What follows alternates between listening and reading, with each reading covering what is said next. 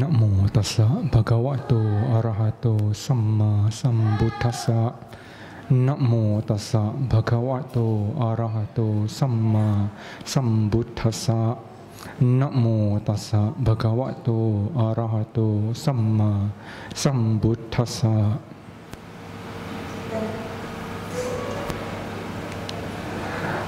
Welcome everyone. Everyone please sit down comfortably. Make yourself comfortable. Adjust your position, your posture. Relax.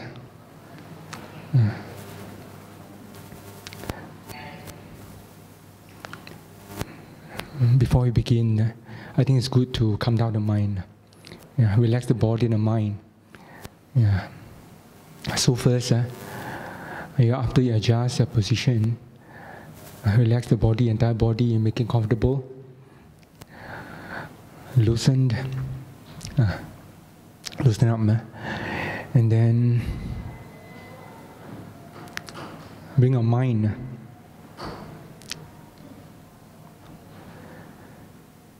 back to the bodily sensation, the feeling of the body. Feel the body.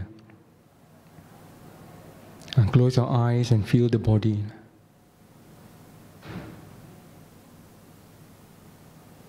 And bring your attention to the feelings at the crown of the head, on top of the head. The feelings there. Feel the feelings.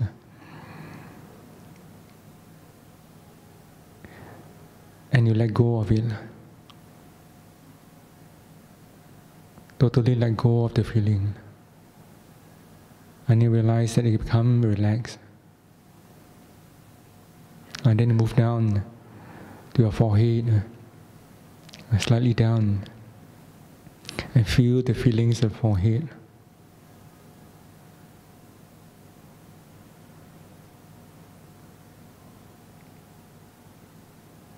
And relax by letting go of the feeling.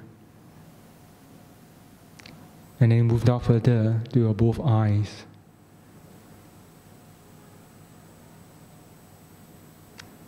You feel the feelings at both the eyes. And then let go again.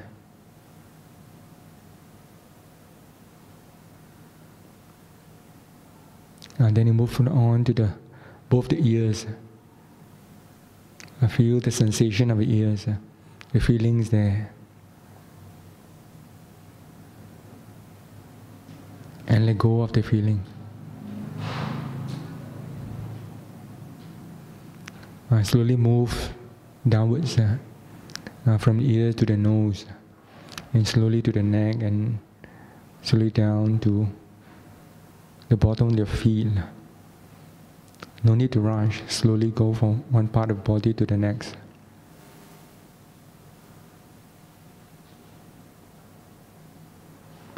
And when you let go of the feeling, immediately you feel relaxed.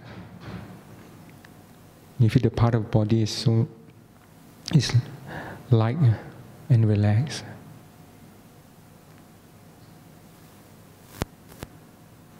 So you continue doing 3 rounds. From the top of the head, slowly down to the bottom of the feet.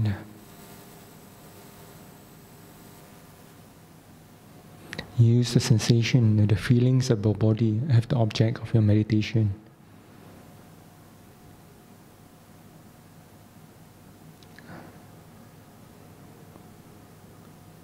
Remember, there are 2 things you need to do. The first is to know the feelings.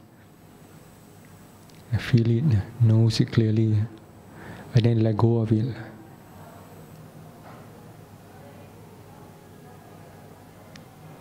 And then the body becomes very relaxed. At the same time, the mind getting calmer and calmer.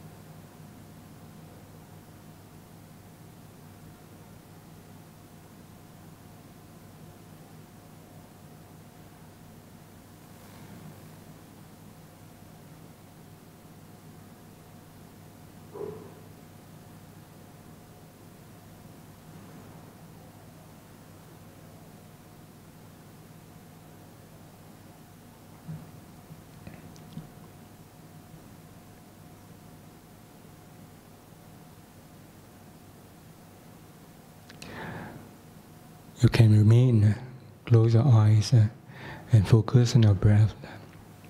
You can move your attention from the bodily feeling to the breath. The feeling of the breath, the in-breath and the out-breath, is the same feeling as what you had earlier. The feeling of the body is also feeling. In Pali we call it Vedana. It's a form of feeling.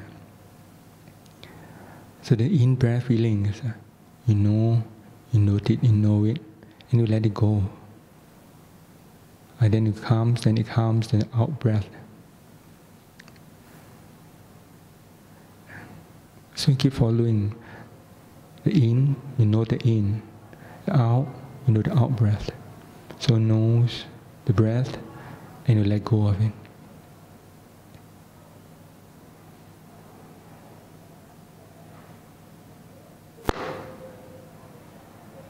When I say let go of it, because eventually it's going to change. It goes all the way, and then it changes.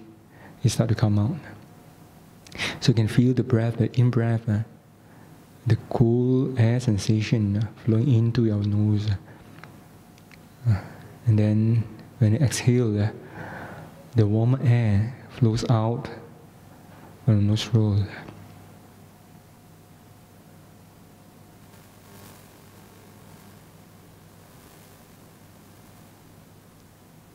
So you pay attention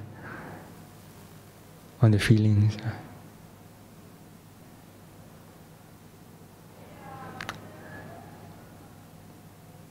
Sati, mindfulness, is about being the present moment. In the present moment, you note the breath in the present moment. So you know the present moment, the breath, whether it's an in-breath or out-breath. And when I say nose, you nose the breath very clearly, all around. When it starts to go in,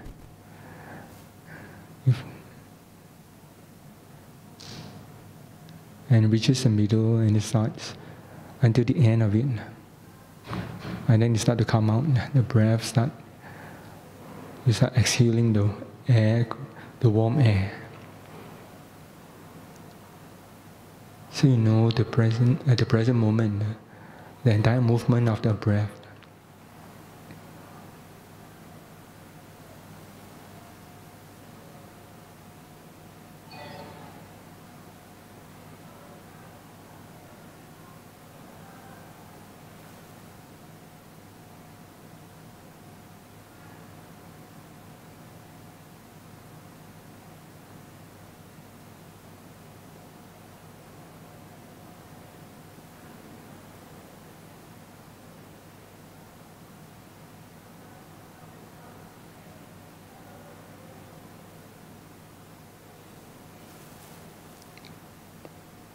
Today, Wesak Day, is reckoned as the day of the birth of the Sammasambuddha. When I say the birth of the Sammasambuddha, is the birth of the enlightened one under the Bodhi tree. At the moment when he attained the full enlightenment, that's the time, the birth of the Sammasambuddha.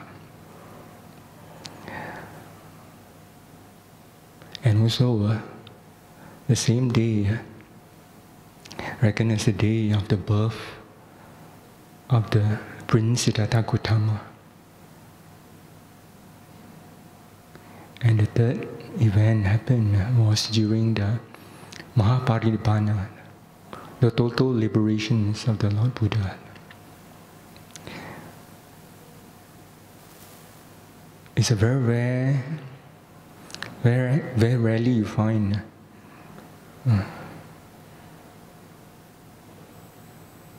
it's the same for a person. So someone whose birthday and the day they pass into Mahaparinibbana or they pass away on the same day. I think in the history in the past, We never heard of anyone else besides the Lord Buddha. The birthday and the day he passed into Mahaparidhamana, or he passed away, falls on the same day.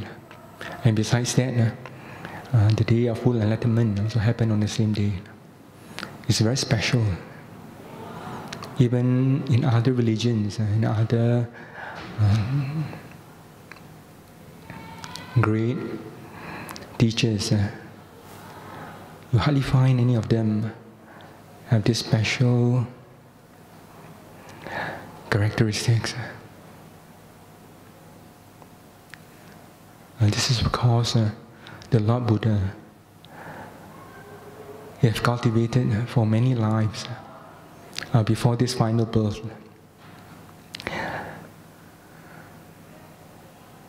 So here, I want to re-emphasize again that the Lord Buddha, let's say, recall what had happened to him after his birth in the Kapilavastu, as Prince Siddhartha Gautama. After his birth, he was brought up in a very comfortable environment, very beautiful environment. The food that he takes is very refined food. The cloth he used are very special cloth, very fine cloth from Varanasi, very far away from Kapilavastu. Very high quality cloth. And he spent his life in the palace with all the servants. A lot of people serve him. And he's in a family, everybody loves him. Because his father, the king Suddhodana, worries that one day he might go forth. So he prepared the palace and create all the environments, the most beautiful environment that he can create for his son, the Prince Siddhartha. So that he hoped that by doing that, the Prince Siddhartha will lost in the sensual world, will indulge in the sensual world, and it will will never think of renunciation. He won't renounce the world. So the comfort that he experienced in the palace is hard for anyone can imagine. And we also know that he got 3 palaces. One, the King Suddhodana built for him is for him to use during the hot season. Another one during the rainy season,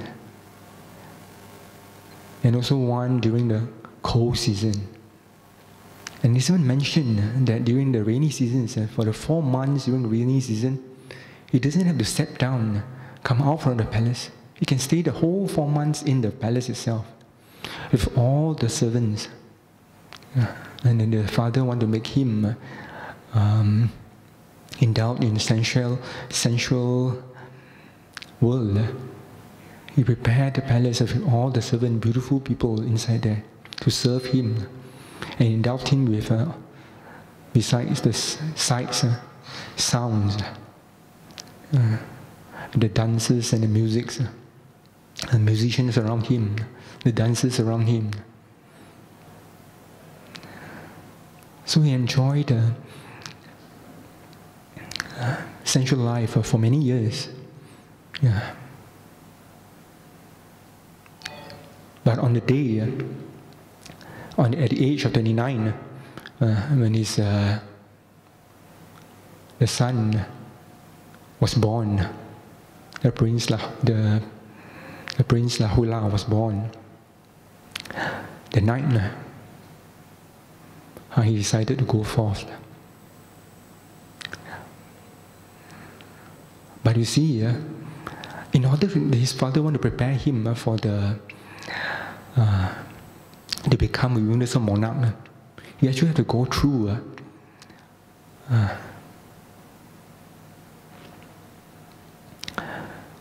a lot of trainings.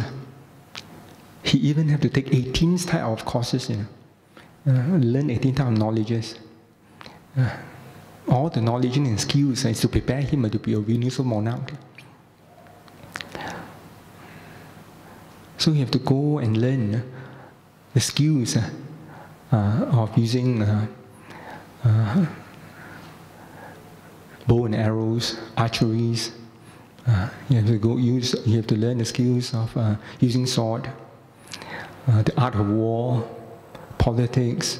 You have to learn all the worldly knowledges in preparation to become a universal monarch. And he, because of his past cultivation, when he come this life, he learned whatever skills he learned to the maximum. Which means he learns everything that the teacher can teach him, everything, until nothing else the teacher have to teach him. It's very rare. It's very hard to find people like him, because his past cultivation and make him have this sort of determination to learn. One important thing to remember: the Lord Buddha, his cultivation is to make him the teacher of all human beings and also celestial beings. So human beings, during the time in India, we have 4 classes of people, right?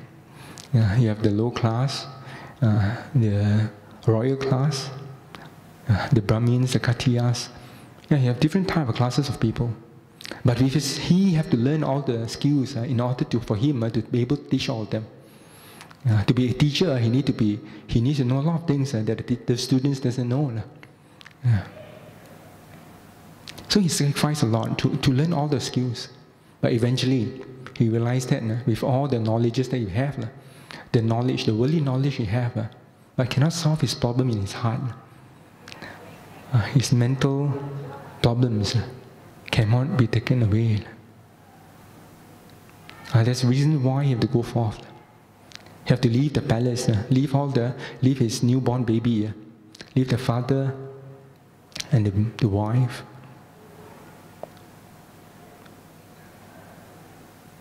In actual fact, he knows, he knows that, let's say one day he would leave the father. At the time when he was 29 years old, when he left the palace, the time was very old. And for an old king to manage a country, a clan, anytime anybody can conquer him, anybody can take over the throne. So he's putting his father at risk by leaving the palace. He knows that. But he has to make a very tough decision to do it. And also you have to leave the young newborn baby. It's not an easy thing to do. He knows that the newborn baby needs a father, the attention of a father, and love of the father. But he had to do it. And he also knows that his wife, Yasodhara, the princess Yasodhara, also need his care to give her the security. He knows all this, but he has to leave because you can see the thing in his heart, the sufferings, the emotions that he cannot take. He have to face with. When I say emotions, is the mental struggle in him that he cannot find a solution to. Like for example, today, a lot of people face with a problem like anxiety, depression out there, can't sleep, have to take medicines. These are a form of mental problems that we have to face. But for him, His problem is he needs an answer to life. He needs an answer to solve the problem of old age, sickness and death. Because he knows one day this will come to him and all his beloved one. So he needs to find an answer to this problem. And that's why that makes him leave the palace. When he left the palace, you can imagine how difficult his parents, his father and mother had to go through, especially the king Suddhodana. And also the wife, Yasudhara, with a 1 year old newborn, we have a newborn baby. They have to face with all those things. And it's not an easy thing, he knows that. But he have to take a very hard decision to go forth. So when he go forth, he's not going somewhere hiding from them. He knows that he has to go and take a very hardship. He has to face with a lot of discomfort. The life he has in the palace is a beautiful and comfortable life. But when he leaves the palace, it's totally different. It's a total contrast of his life in the palace. He was facing with very rough food. Food is the very basic survival needs. But the food that he takes is very different from in the palace, and very difficult type of food. Because the food he gets is from the different class of people. And because he had to go to the place, it's a rural places where his father's soldiers and spy cannot get him, cannot find him.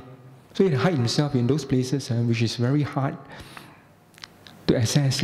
So food is not easy to come by. When he go begging for alms round, the type of food he get is all sort of food where people like cannot finish from yesterday, leftovers. It's those type of food that he can't imagine he have to think all those things. That's why for the first 7 days, he can't even eat, He mentions that he can't eat. When you look at the food, he can't eat. But he have to go through all this hardship.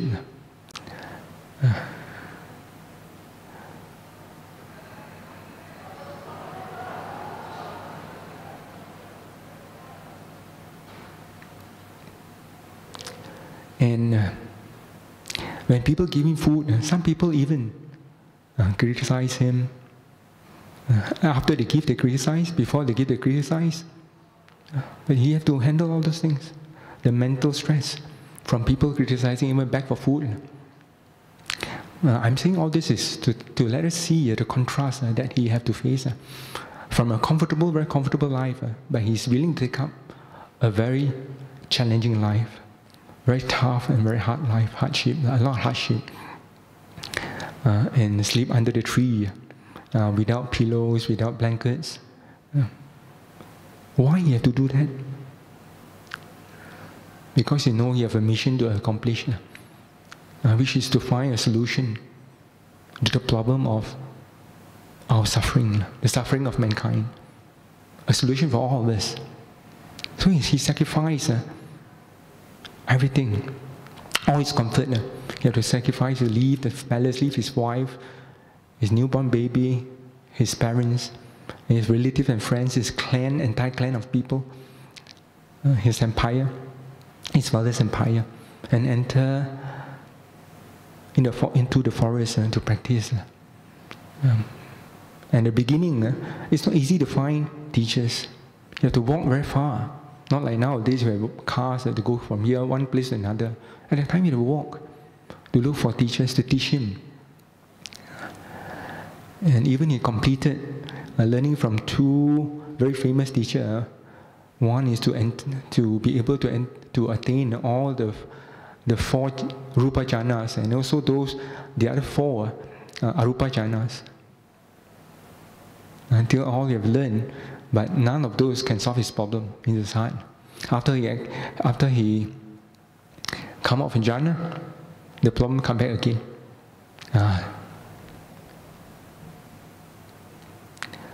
So here, today, an important day, I want everyone to recall how much you have sacrificed for us. So it's not easy for someone to sacrifice so much of their own comfort. And eventually, because of his sacrifice, today we have Buddhism to benefit all human beings and also all the celestial beings.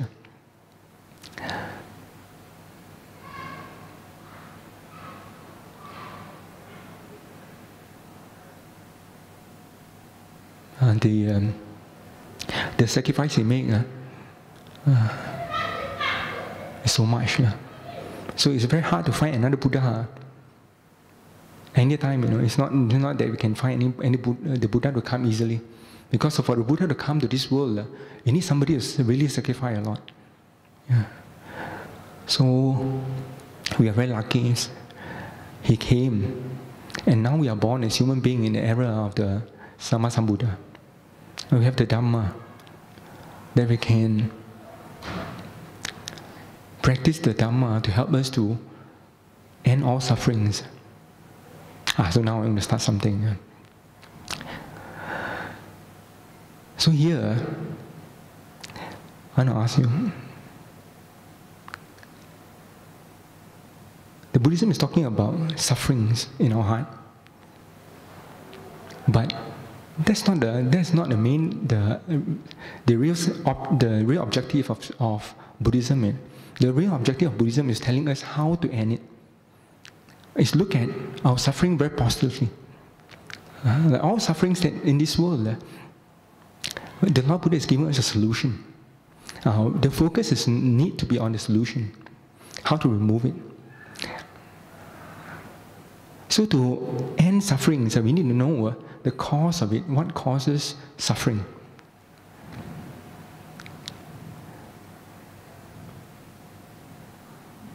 So once you remove the cause of suffering, then you doesn't have to ask the suffering to go away, it just ends by itself. So the cause of suffering is something that we need to understand. That's very important in Buddhism.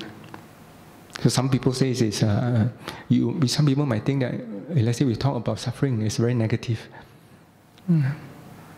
But the actual fact, the Lord Buddha will tell us something more than that, which is how to end it. The focus is how to end suffering.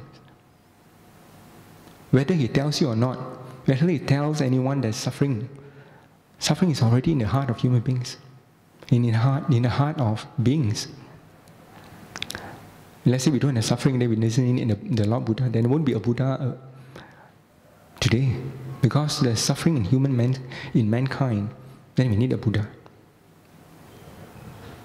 You understand the point? Only the Sammasambuddha doesn't have suffering in his heart anymore.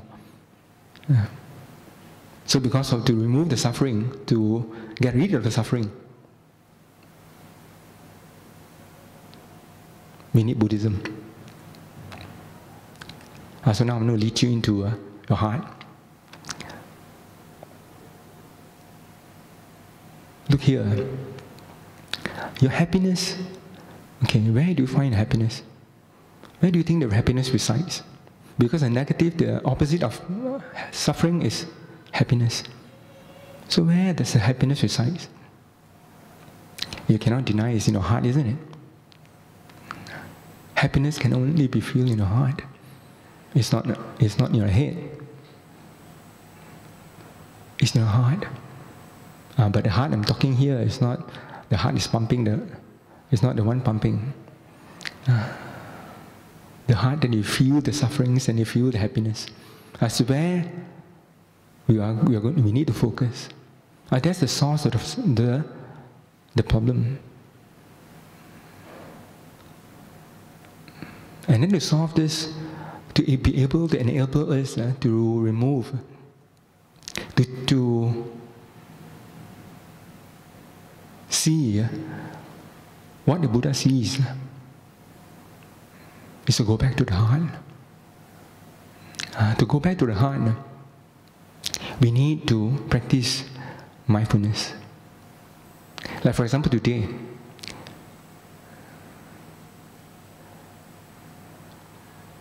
you can't, during Wesak day, all of us come here, gather here in a monastery or in Bandar Uttama Vihara. Do you ever ask yourself why? Why you come here? Is it because somebody asked you to come, you saw, or because you're a regular member here? Is there a reason why you come here? Anyone have ever think of it? What makes me come here? And why do I want to be here? It's important because everything we do, every moment, every actions of ours, there's a reason to it. We don't do anything without any reasons. For example, now let's say you move your hand. It seems like you don't really think why you move your hand, but it's the reason you move your hand. You really contemplate, you realize that the movement, every movement, because you need to change. After a while, you get bored. You want to get rid of the boredom of the hand.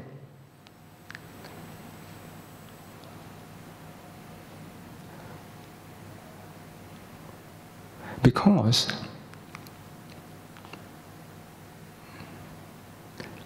the words cannot tahan. You cannot tahan yourself. The body cannot tahan. Cannot withstand yourself. The mind, the body cannot withstand itself. It continues to change. After a while, you have to change. After a while, a short moment, it changes again. Let's say when somebody tells us, tak boleh tahan. What do you mean? Is it nice feeling or not nice feeling? Not nice feeling, isn't it? Tak boleh tahan. Yeah. Is it good or bad? Tak boleh tahan. Normally, you automatically say that tak boleh tahan is not something that I like, right? That is what the Lord Buddha says as suffering, because it's not something you like, and all the time you're experiencing tak boleh tahan. After a while, you sit there, and then you have to change.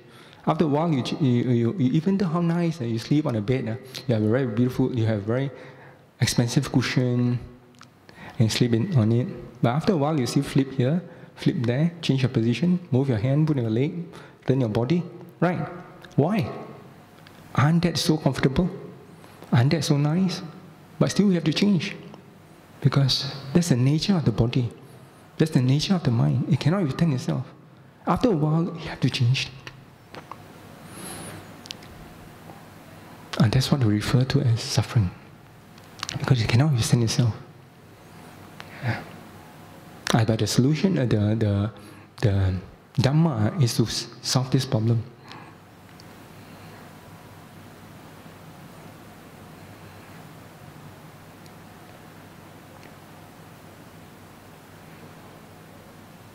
So now, just now I bring you to the subject where you cannot withstand yourself.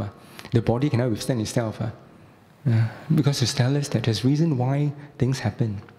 Why you decided to change. Why we decided to change it, to move our body, move our legs. There's always a reason for it.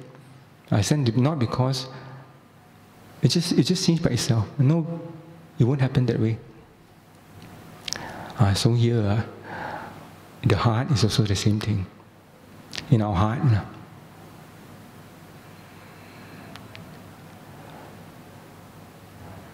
So today you come here on Wesak day. We also want to know the cause, why you come. Then we benefit from it. We really benefit most. We can benefit the most out of it. Yeah. It's the day we come together to find inspirations, to find encouragements, to encourage us to walk the path, to give us the strength to walk the path, to end this boleh tahan, the cannot tak boleh tahan. When end, tak boleh tahan. It's so important to remember that there's something that we can end, even the body and also the mind. Because the nature of the body is to experience suffering. And the mind too. Because you have to change after a while. No matter how nice you do something, let's, for example, you can enjoy doing something, but after a while, you get bored. Right? And that's the thing. That's what we are referring to in Buddhism as suffering. So today is to find an inspiration from the teaching of the Lord Buddha. To go back to the teaching of the Lord Buddha, to understand the truth in the teaching of the Lord Buddha, that being able to enable us to free ourselves from the betahan, the tak boleh tahan. Sometimes it's very hard. Sometimes when we relate suffering to a lot of people, it's like, it sounds very negative, but whether you say negative or positive, we are experiencing it every day. Aren't that? The betahan, the tak boleh tahan is experienced every day. You experience it every day. It's just that whether we realize it or not. So the gist of Buddhism, the core of it is to end the suffering. So to end it, we need to understand the why, the cause of it. And the cause of suffering is, any one of you can remember? What's the cause of suffering? Craving, attachments, right? Yeah. These are the two main things that give rise to suffering.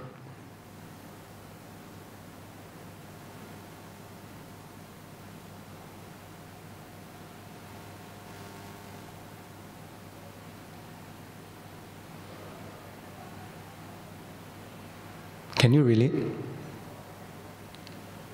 suffering with attachments?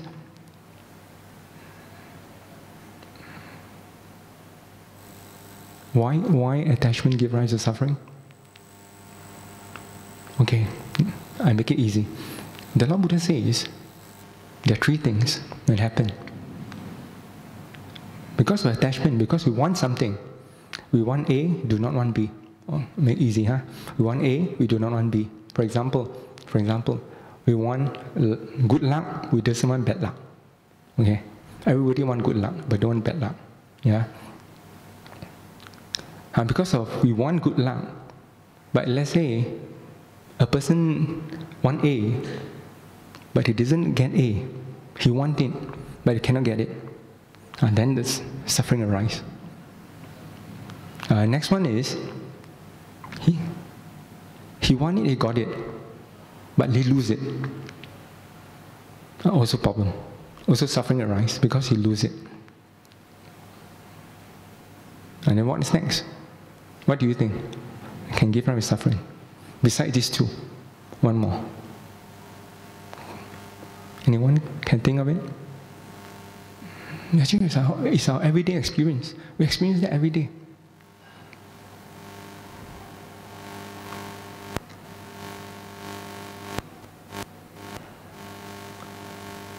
We're looking for something we cannot get. We got it, we lose it. Another one is, you want A, you get B. Right. Looking for A, but somehow you don't get A, you get B. Because A is the one you want, B is the one you don't want. Then B comes to you, then it's a problem. So these are the three things because of the attachments. Attachment is you want something, and you doesn't want something else. You attach to something, A only is good, B is not good. That's the attachment. When that happens, and then suffering arises.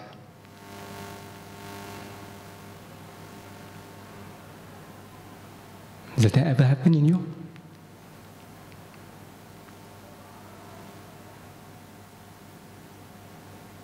For example, today, some people on the road, Let's say they want to go to the beach, to the seaside.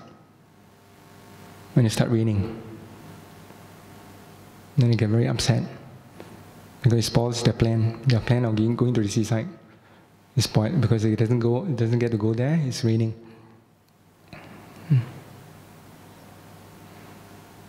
So you want A, you get B, and it's not happy. And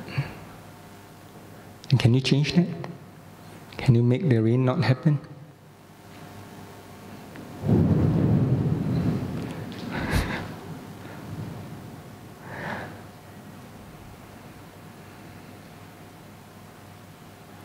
So the next thing is change.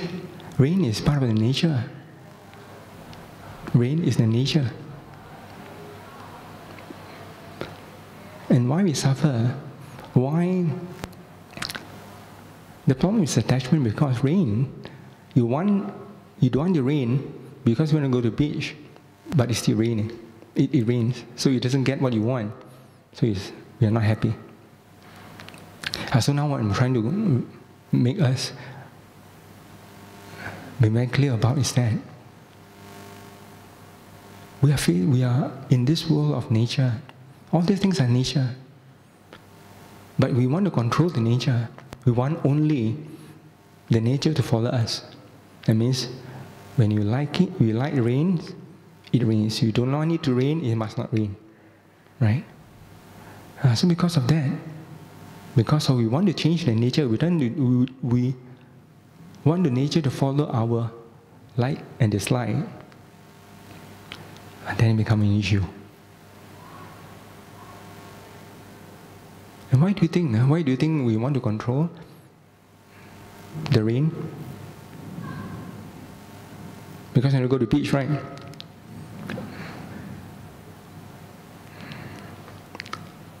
If let's say no one there, who needs to go to the beach? No one needs to go to the beach because someone there. When they say someone there, I'm talking now. I'm getting very, very to the roots of the problem, which is not easy to understand. It's hard to relate. I'm going to get, but I'm trying to let you see how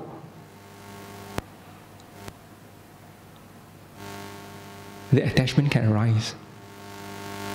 Attachment arises because of a self. Because someone needs to go to the beach, want to go to the beach. There's someone want to go. It's what we call there's someone there want to go. There's an identity, there's a person. There's a person need to go to the beach.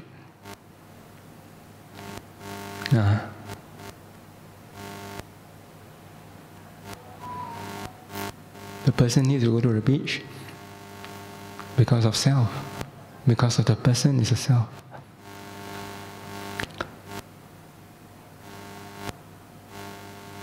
True? Is that the case? Or no self?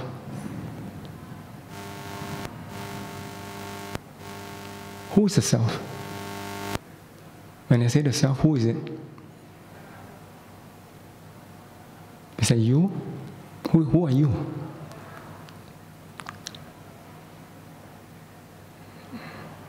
I want to trigger the thinking.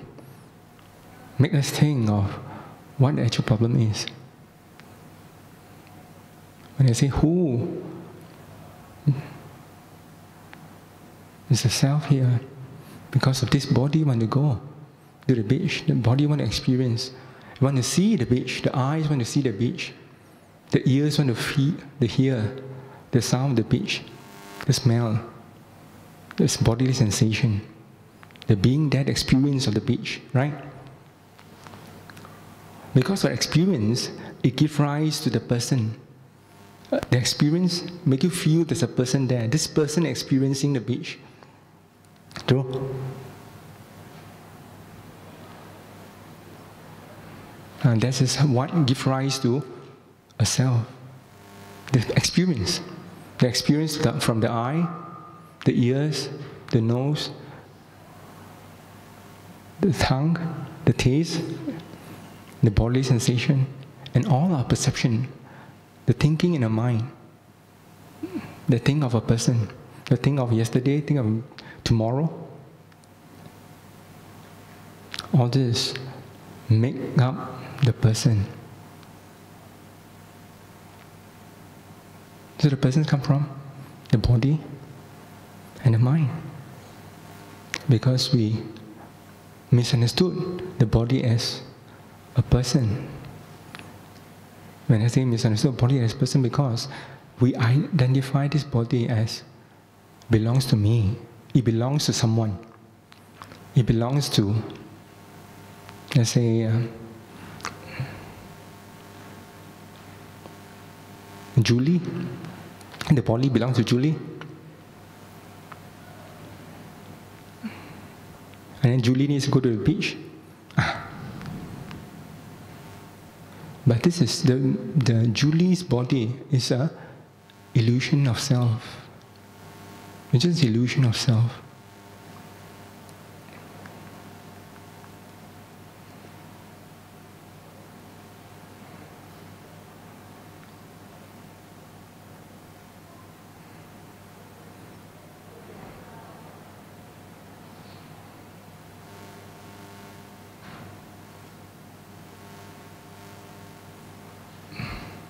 Inside us. You see, most of the time when we think, and the thoughts arise in our mind. Any thoughts arise in our mind now? What are you thinking now? Do you know? When you're listening to me, is there any thoughts arising? Is there?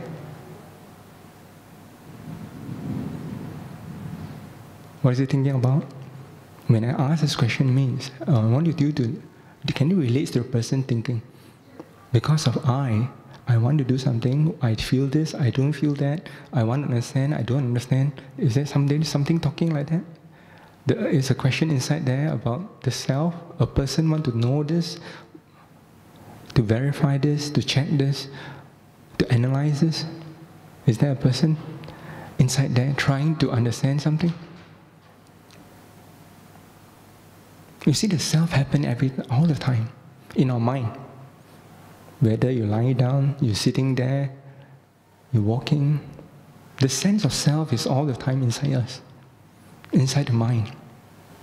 Now, because the sense of self is there, there's somebody there, somebody owns this body, somebody owns this mind.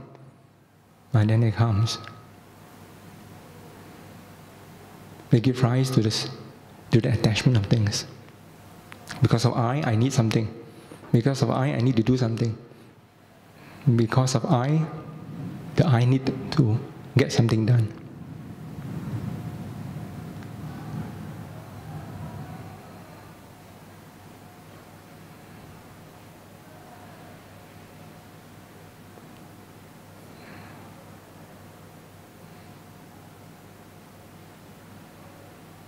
Okay, before I move forward,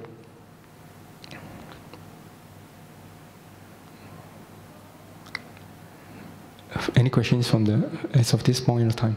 Anyone have any questions? So how do we end suffering with our current situation now? Very good, very good. Be it like, every day working, come back home and to end the tak boleh tahan. Very good, very good.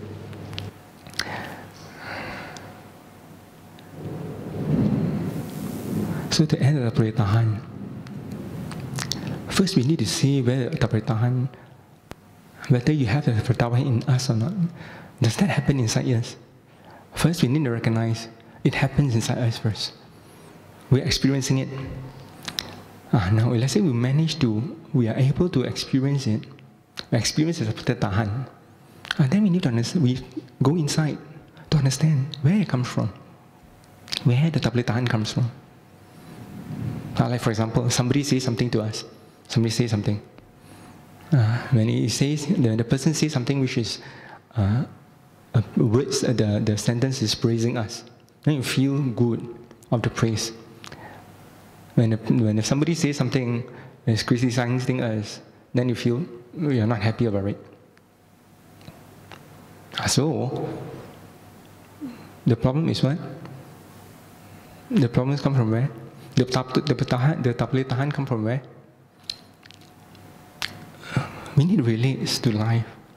The experience that we have in life, then only we can find the problem of it. The problem that we are experiencing.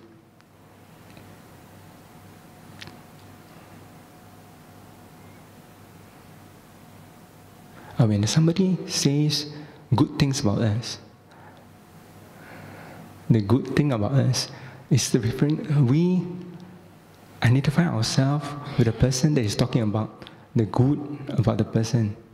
That's the source of the problem. When somebody is talking bad about us, we identify ourselves with the person that he's talking about.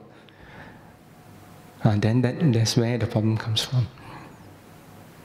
So the clue is, the way to solve the problem is to be able to see that the self is not there. In order to see that the self is not there, number one, you need to know where the self, what you identify the self with. It's the body, right? The body. This body is me. I'm this body. I'm the person. Number two is, all the feelings that I'm experiencing is a person. Like you feel good. The feeling of feeling good, you say, I'm feeling good, I'm feeling good. The feeling good, the feeling itself become me, become a person. The next thing is the perception. What do we perceive? Like we perceive the environment is very welcoming. Then we feel the persons feel everybody is very welcoming to me. The feeling of welcoming, the feeling. Because you perceive the perception of welcoming. Then the next thing is all the plans, all you want to do, all the holiday plans, all your plans at work, all the projects that you want to do. All those things, the planning, that relates to self. As someone there, it's owned by somebody. It's my plan. Then the final one is the consciousness. We are conscious about the self. Like for example, when I say conscious means, the easiest way to know is at night when you go to sleep, the next morning, you wake up, you say, I'm conscious. Then who is conscious? There's a person conscious, feel conscious. These 5 things make us feel like there's a person there. These 5 things belongs to a person. So the way to solve the problem is to really see that these 5 things, no one there. No one in these 5 things.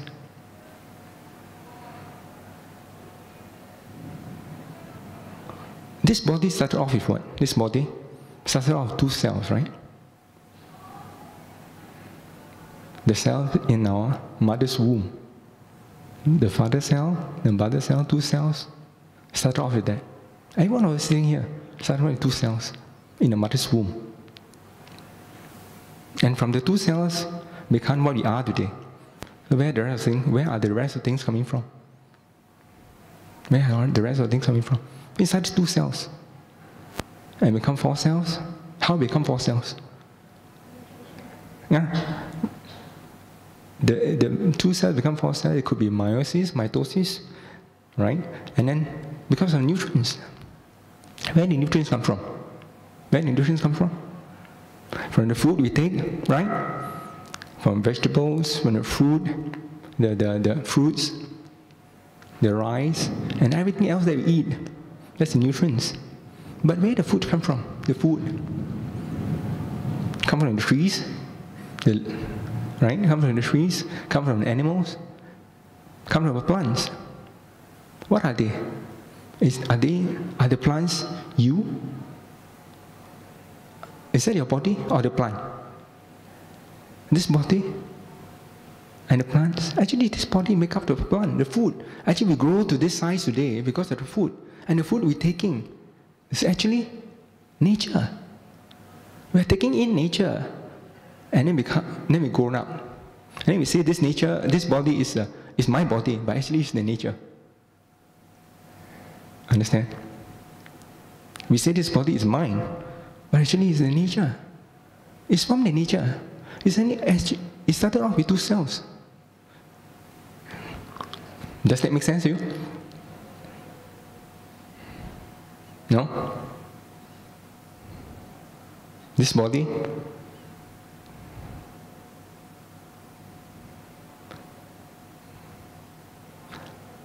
a lot of time it says that we come from the two mother cells, the mother cell and the father cell. So we are part of the mother cell and father cell, and then we inherited the genetic of it, and then become me. That's what we learn in the school. But we forget one part of it, which is that even the father cell, mother cell come from where? Food. And then when we grow up in the mother's womb, the fetus feed from blood, right? From the mother. The mother's blood. The mother's blood come from where? Water, nutrients from the nature, air. Then it becomes a fetus. You see the cycle? The mother, our mother and father cell combine with the nature and make up this body. But this mother and father cells also originated from the nature. So actually, in actual fact, this whole body, every one of us here, is just part of the nature. But we misunderstood the nature as me. That's about it. So to understand this, to change our perception, by saying this, do you think you're convinced that this body is mine? No, right? You've never been convinced. And that's why we need to meditate. Because you cannot just use logic to understand the Dhamma. That's why the Lord Buddha, they sit under a Bodhi tree to get into Samadhi. And from Samadhi, he sees the nature of truth, the truth of the nature. The truth of nature is not something you can logically get out. Whatever I just said just now, it's just a theory of things. But it's not something that we can agree with. Because of the delusion. It's not as easy as by just understanding the theory, then we can agree with it. No. That's why you see how much the Lord Buddha have gone through. You have to go through the hardship of trying to calm down the mind. And when the mind comes down, you have to use wisdom, the wisdom of the Lord Buddha, to contemplate, to see the truth. So how Samadhi works? Samadhi is just like our Samadhi is calm and peace. We can make it very simple. We just talk about calm and peace, Doesn't have to talk about the different stages of Samadhi. It's already good enough for us to understand that we need that to realize the truth. The Samadhi here, the main purpose of it is to calm down the mind. Why we need to calm the mind? Because without the mind being calmed down,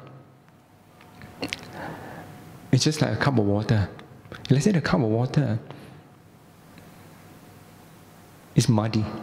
It's muddy. So in order to be able to see inside what is inside the cup of water, you need the sediment to settle down. And when the sediment settles down, then the water starts to get clear. You can see what exactly is inside the water. So there's the Lord Buddha giving us the clue of how to calm down the mind, to be able to see the body as the nature, is first by calming down the mind. We need to calm down the mind. That's why we begin with the practice of calming down the mind. So we come here today as to have the experience, to gain the inspirations of That is what we need to do. Because the Lord Buddha himself is just like us, everyone of us sitting here.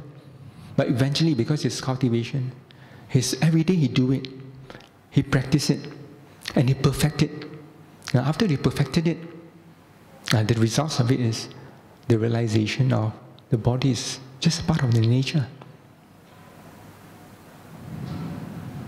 So the practice of meditation is something very important.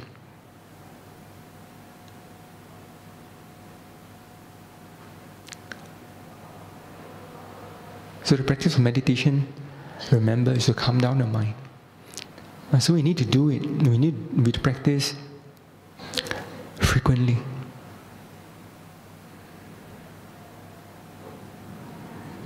Then this is just the first part of it. There are 4 more parts to understand the self. The first is the body, is the nature. And the next one is the feeling is also part of the nature. And the next is the perception. What you perceive is also part of the nature. All our planning is our thinking. They just goes on and on. But there's nobody there. There's no one owns it. But because of illusion, we thought that the thought is me, I'm thinking. Only when the mind comes down, then we are able to differentiate the thoughts and the one who sees the thoughts. The thought, the thinking, and the person experiencing the thinking. There's 2 things. It's not one. When I say the person experiencing the thinking, it's the knowing, the knower, the knowing that the thinking is there. When you think of something, for example just now when we were doing observing the breath, the in and out breath, and all of a sudden a thought's interrupting into your awareness of the breath. So the possibility could happen is, interrupting, it doesn't know. At first it doesn't know. Then after a while you start realizing, hey, the thought's coming in. I'm thinking now. I'm thinking now. So you see, what happened is, the thoughts, do you ask the thoughts to come? Listen, you never invite it, but it comes by itself. And when you realize there's the thoughts, all of a sudden it just disappeared. It stopped by itself. The thinking just stopped by itself. The thinking is not even you. It just comes and just goes. But we identify the thinking as me, my thinking, and then become a problem. So when the mind comes down, we are able to see very clearly that there are 2 things. The one that sees the thinking is not the thinking. The one who realizes the thinking is not the thinking. That's why we can know that, hey, I'm thinking now. Because there's somebody knows, realizes the thinking. So actually it's a process. There are 2 things inside the process. It's not only I'm thinking now. It's not only one. It's 2 things.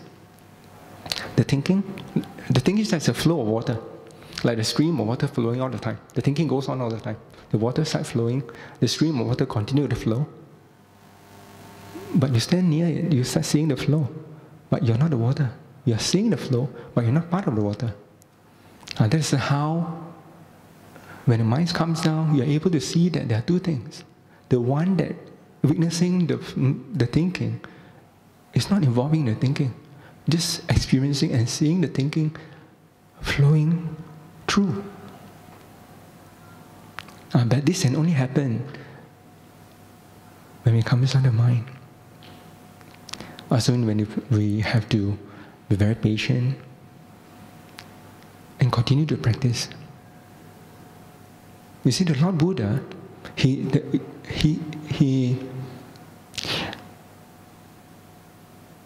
had to cultivate for many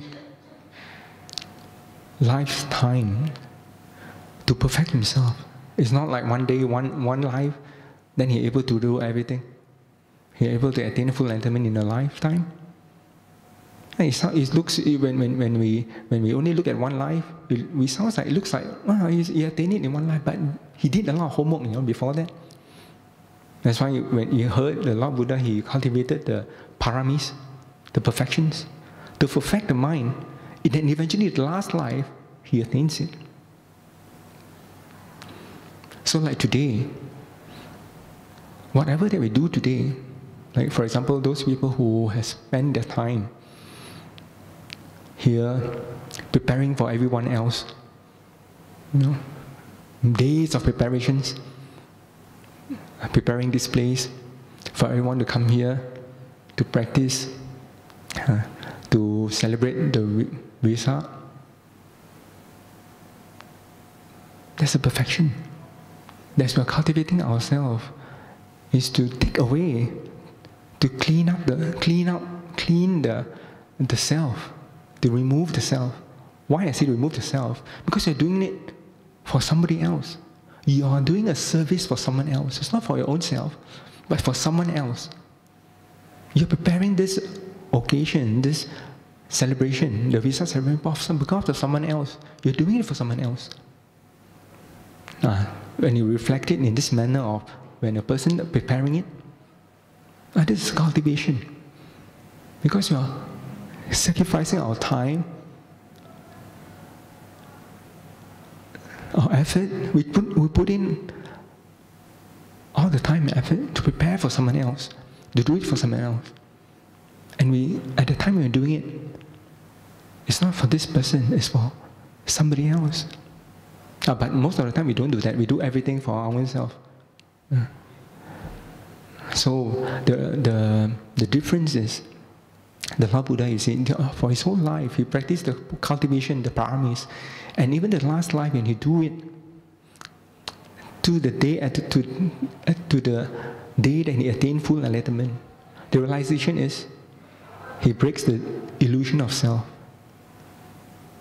We have to remember that that's the most important thing, which is the full enlightenment is all about breaking the illusion of self. So let's say everything we do reflect that whatever we do, let's say it's for the good of someone else, you don't have to be doubtful that it won't be good. You can continue doing for the good of someone else. Let's say you start to think of ourselves, then it involves illusion. There's an illusion of self in it. So let's say when we're sure of whether things is good or not, good or bad, that's where you can check very easily whether it relates to myself and me and mine or not.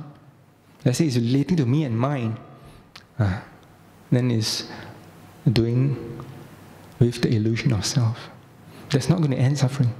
But to end suffering, to end the illusion of self, is whatever we do is for someone else and not for this person. Because at the beginning, from beginning, there's no one there. This is just an illusion of a person. There's no one there.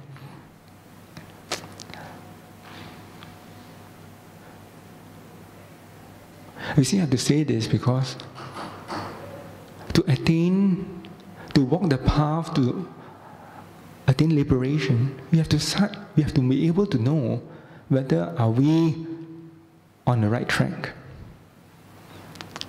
A lot of times when we want to know whether we are on the right track, we have to check. The checking is whether a person involved. And a person involved, then it's not pure. Like for example, when you meditate, so you see meditation, everybody always would think that meditation agrees that meditation is good, something that's good that you have to do. But when I ask you, when you meditate, do you feel happy every time? Do you feel happy every time? I'm very happy when I meditate. Okay, let's say you're happy. Whenever you do not feel happy, you check and see what happened. The act is supposed to be good, wholesome act. The act is good. The intention is good. But halfway through, there's something interrupting. The thing interrupting makes us feel unhappy because we want to achieve something. Why I don't get calm yet? Why I haven't get into jhana yet? My friend I heard somebody already got jhana. Why so long? We have something to achieve for ourselves. When there's something to achieve for ourselves, then it starts corrupting. The corruptions that happen along the process, and then unhappiness starts to arise. But when you meditate, you forget about yourself. You don't care. You just do without thinking of whether the person is getting calm or not, whether the next moment is going to be jhana or not. Then no problem. Then it can come easily. But whenever we meditate and we want to achieve something, we want to achieve jhana, we're thinking of jhana, then the problem comes. We thinking of want to attain calmness, and then the problem comes. Because calming down the mind is not about thinking, It's no thinking that is coming down the mind. So, but when you start thinking of attaining something, then how to calm? You're thinking of attaining something. So,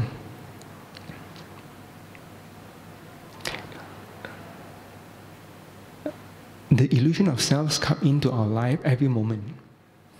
So to check, that is very important.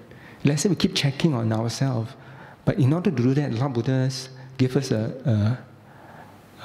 tools, which is, we call it in Pali calls Sati Sampajanya.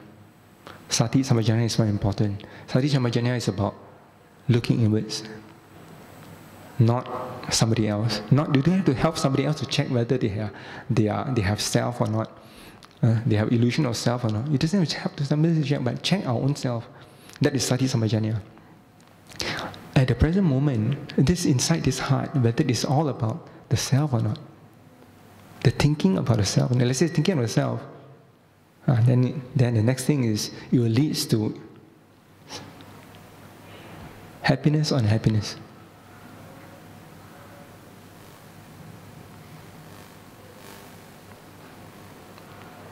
Any other questions?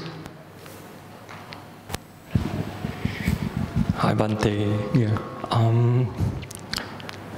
So in society, we sort of have to keep improving, striving, and in order to survive. And I find sometimes I'm sort of chasing some elusive thing. But in Buddhism, there's impermanence. So how do I balance chasing and not chasing?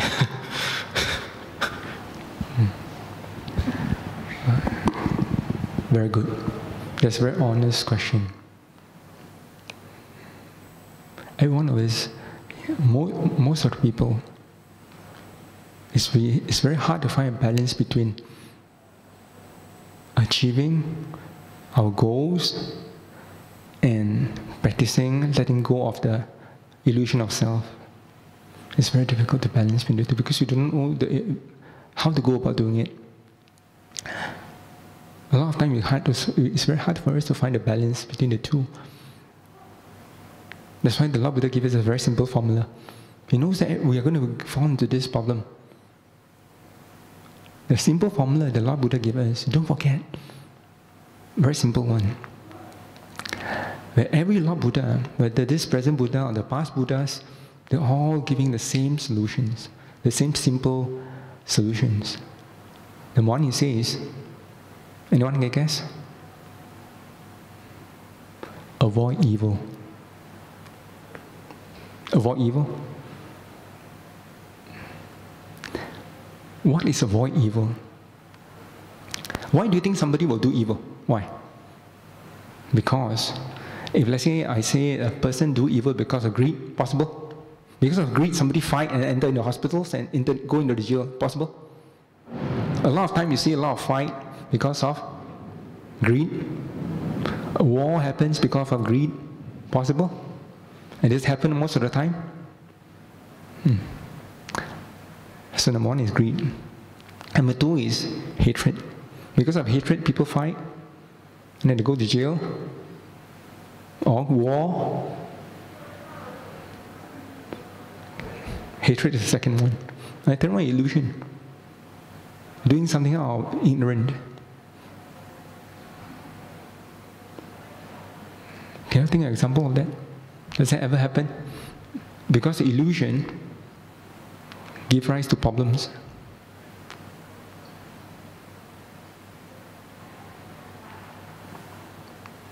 A few days ago, last week, what happened was, I visited someone. I visited someone because I was told that the person was not feeling well. And he was very sick. So I asked to go and visit him. So when I visited the person, I was talking to the person, and he's just sitting listening to me, and he's struggling to breathe. He's struggling to breathe while listening to me.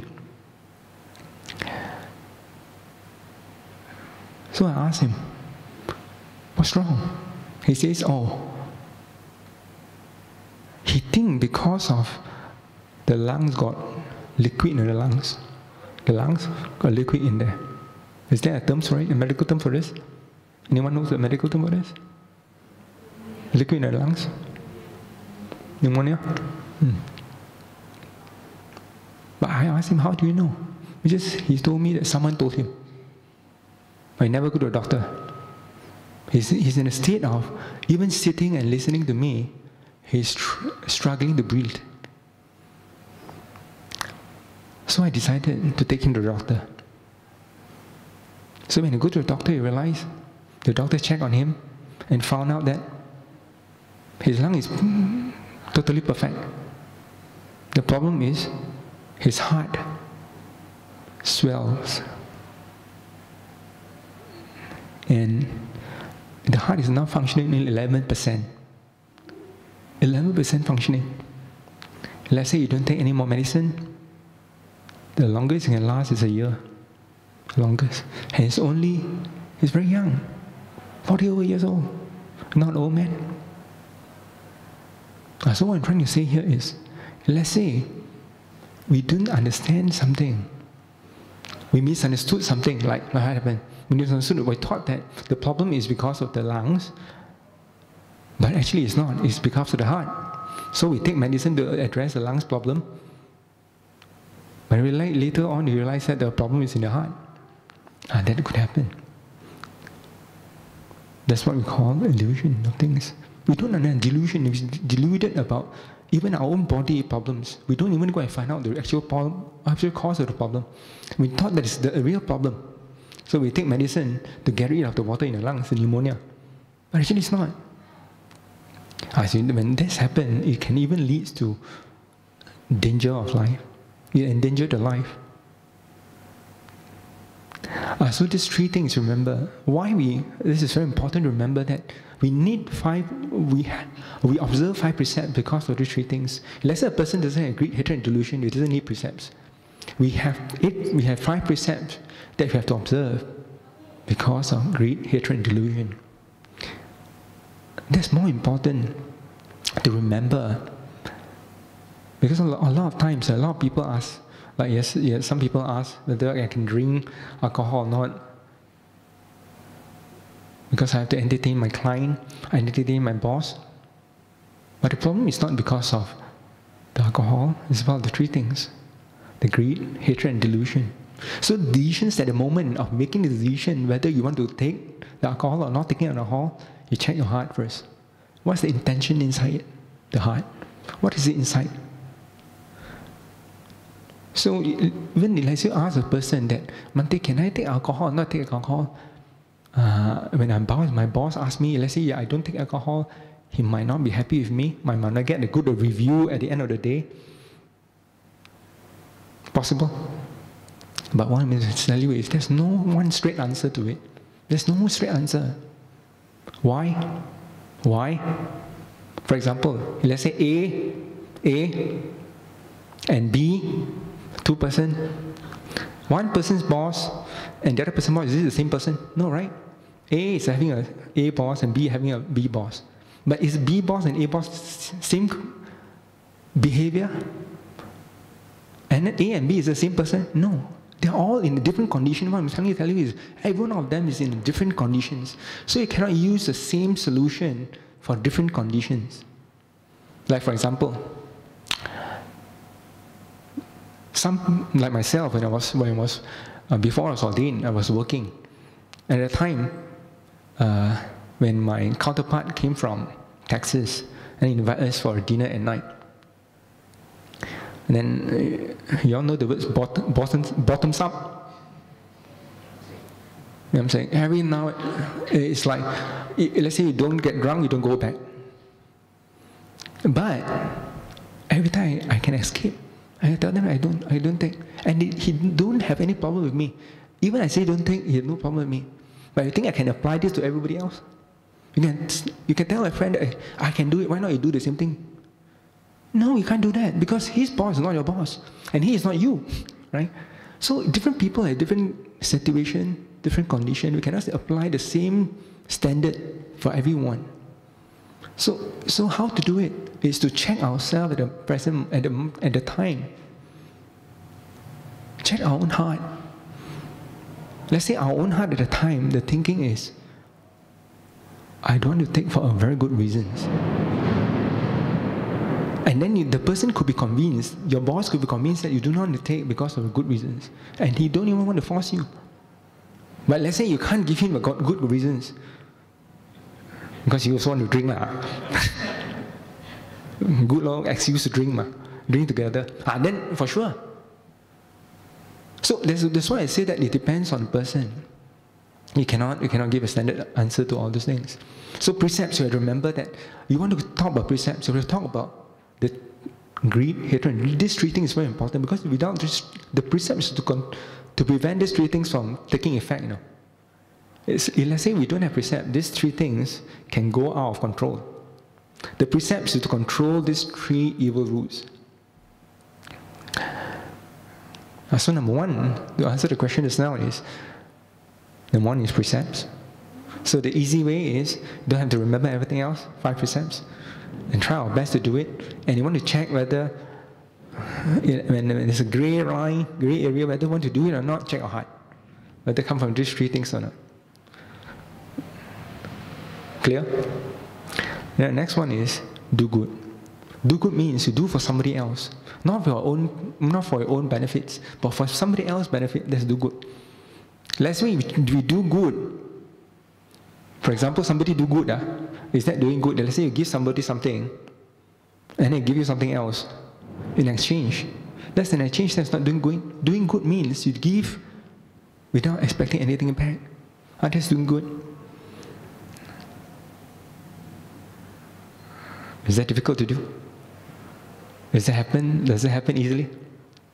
It's hard to do though. Giving, even to be very, very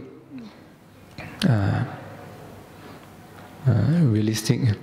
A lot of time we do, like for example, in Buddhism, when we do dana, we expect for marriage, do we? Expect to get married, expect to end up in the heavenly realm. So we got more merits, I go to the heaven, higher heaven I go to. Is that a common thing? But in actual fact, let's say you do good, you doesn't have to think of that. Automatically you get there. Whether you ask to, you want to go to heaven or not, you doesn't have to think of it. You do it, the result is there. But by thinking of it, it's small, it becomes an exchange. It makes the giving not pure. The pure giving is without expecting anything, not asking for anything in returns. Because when you ask for anything in returns, it means there's somebody there, the illusion of self start to work. Somebody needs something. The self needs something. When the self needs something, a self there, then there's no end of suffering. The ending of suffering comes only when the illusion of self ceases to be.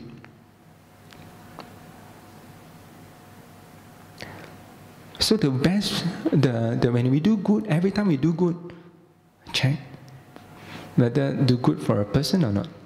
Is there a person there to benefit from it? Let's say there's a person there to benefit from it. then we know it's not pure. It won't lead to. It will lead to the heaven. It leads to the Deva realms, or the even a very refined Deva realms. But it won't end suffering. All Deva realms will still come to an end. No matter whether it's Arupa Brahma realms, it still can get expired, you know. Eventually, the expiry date will come. So and Deva realm is more dangerous. It's more dangerous than human realm. Why I say that? It's something like a trap, you know, a trap, like a mouse trap in heaven. So when you get in there, you get stuck. It catch you, and then you cannot go out, cannot get out from it, because the experience of the sensual pleasure is so intense. Then when you finished, when the karma, the good karma get exhausted, then no more karma, and you go straight down. A lot of times you go straight down. A lot of times, not every time, but a lot of times you go straight down because you exhausted the good karma. So the best is still get out of it. End the cycle of existence. So when you do good, remember, you want the purest one, no need to exchange anything. You don't have to ask for it even. The good has been done, the result will be good anyway. So no need to think about the results of it. And finally, it's about purification of the mind. So the three formulas sound very simple. The one is avoid evil. Second is do good. The third one is purify one's mind. Purify one's mind, how do you do it? First is calm down the mind. Calm down the mind is just like, just now I said, a cup of water. And let's say it's muddy, you calm it down, when the mud settles down, then things get clear, and you see the real nature of things, then the illusion of self breaks.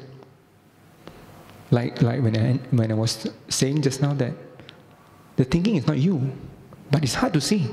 It's not something that you can imagine and can think about it and analyze it and you can understand it. It's not. It's something that you have to practice and calm down the mind. When the mind calms down, and automatically you see the two things very clear, just right in front of you.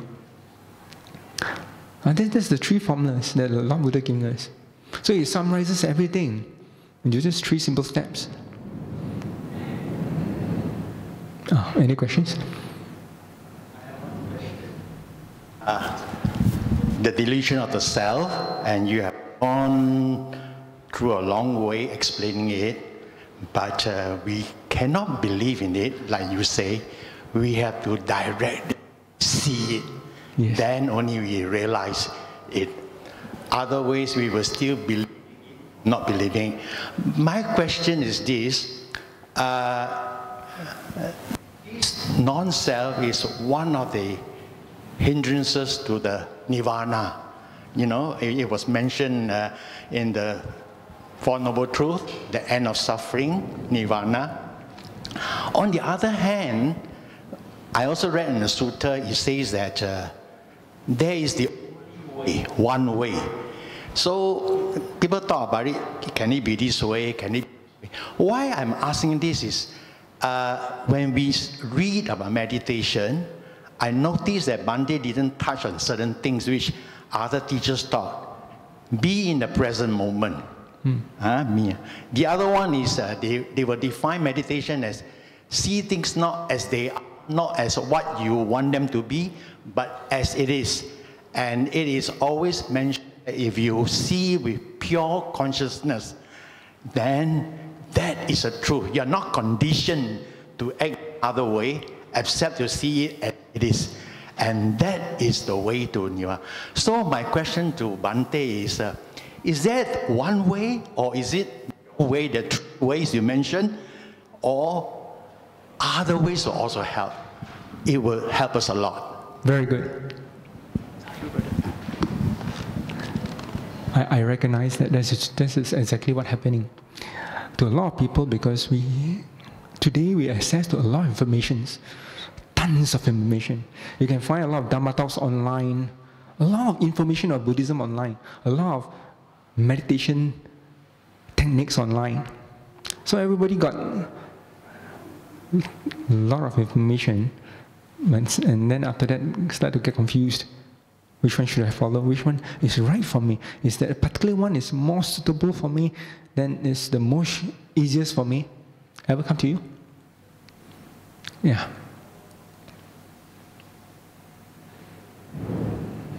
Whether it's easy or not, it's not the method.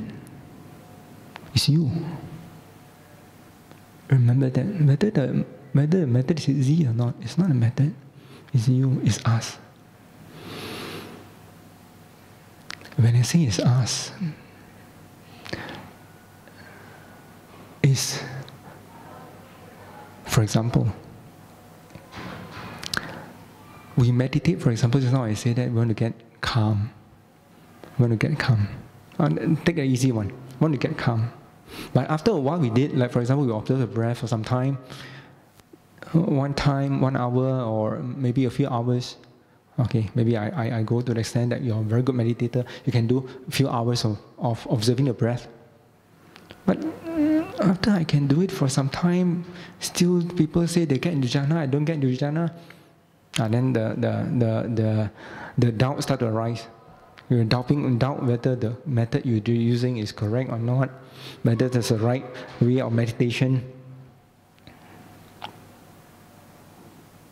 In actual fact, that's not the problem with the method you're using. The only problem is whether you have done it enough. Like for example, let's say you're digging a well. You're digging and digging. Eventually you hope that you hit the water. Yeah, now you're practicing, it's like, just like you're digging a well, you're digging and digging, and expecting the water coming, the water coming, the water coming. So after a few hours, you still water not coming? So must be no water here lah. This place maybe want no water. Actually, the water maybe is only another half an inch away. Because we have not done enough to reach to the water. So it's a lot to do with. It's not really so much to do with the method. Why I say that? The proof is, all meditations, there's one thing very important. One thing applies to all meditation methods, which is that consistency. How consistent are we? Let's say we can consistently observing the breath, not breaking, then we see the results. Let's say we do it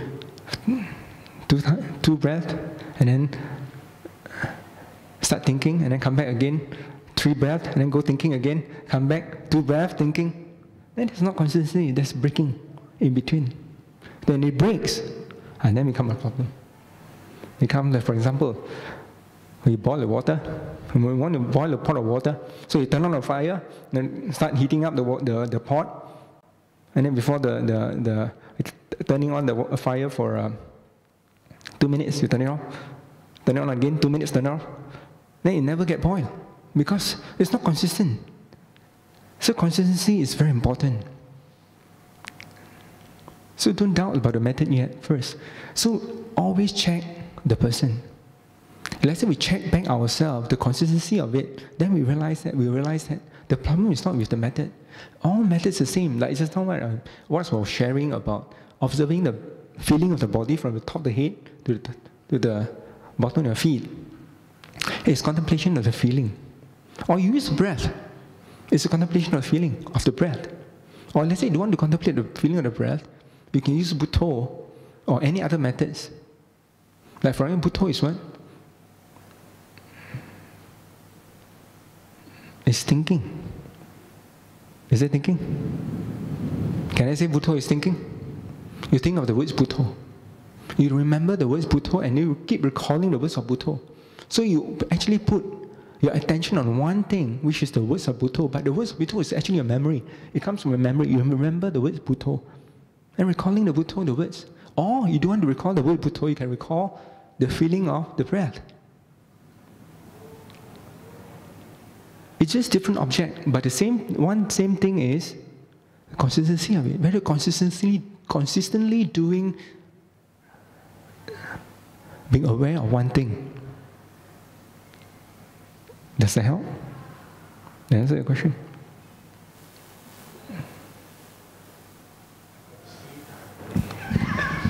Fair enough. That's true. Yeah. Yes.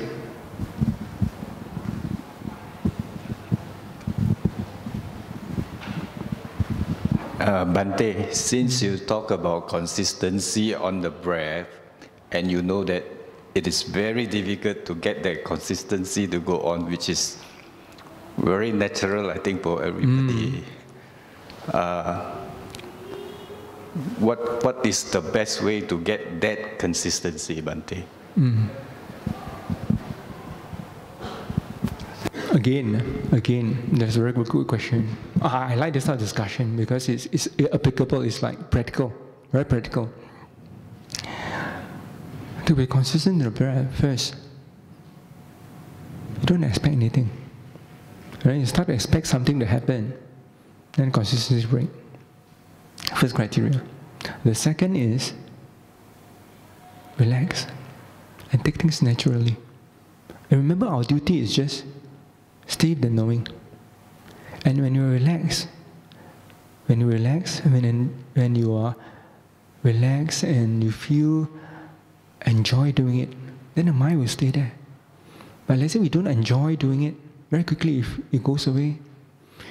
So the thing is that how to give rise to the feeling of relax, not pushy and stressful, but at the same time you enjoy doing it. And everyone is different. Some people will have their ways of giving rise to the feeling of relax, and some people have ways to feel the breath, very enjoying. So we have to be very creative. Like meditation is when our teachers teach us. He keep emphasizing that meditation is not like you have to be very creative. You cannot like all the time using the same old tricks. It doesn't work. You have to be very creative about how you do it. For example, if let's say you find it difficult to say in breath, out breath, try this. You say, relax, relax. You can try. Yeah. Why we do that is to feel relaxed. At the same time, when you feel relaxed, you feel comfortable. And then you're willing to stay there. The mind willing to stay at the breath. But even I say that, even then, not necessarily happen all the time. I give one example.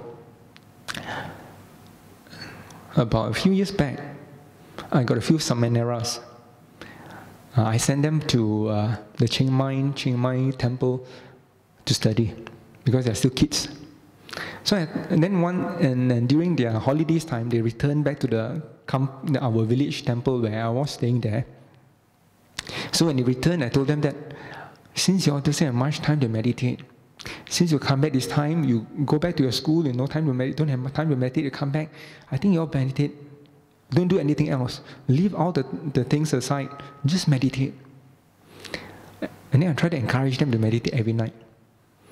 So first night, I asked them to meditate. I say, you sit at least 4 hours a night, continuously. Then the next day they tell me they did it 1 hour. Cannot go anymore. They cannot break the 1 hour. Then I start giving them a lecture, says that, let's say we can't even do it 1 hour, then how? How to calm down the mind? But what I'm telling you now is not what I told them. I need to give them, I need to motivate them to be consistent, because you see, consistency happens when it becomes a habit. We do it until it becomes habits. And so, the next day after I told them, ask them to try harder. 1.5 hours. That's it. And the third day, worse than second day, 1 hour. Get back. So the fourth day I told them, I said that since I've been telling you all so much, you still can't do it. I think I stopped teaching. I don't want to teach anymore. Give up already. So today I give up already. But before I told them I gave up, I told them, I says, there was a monk, a real person. He visited his teacher. His uncle is his teacher. He visited his uncle.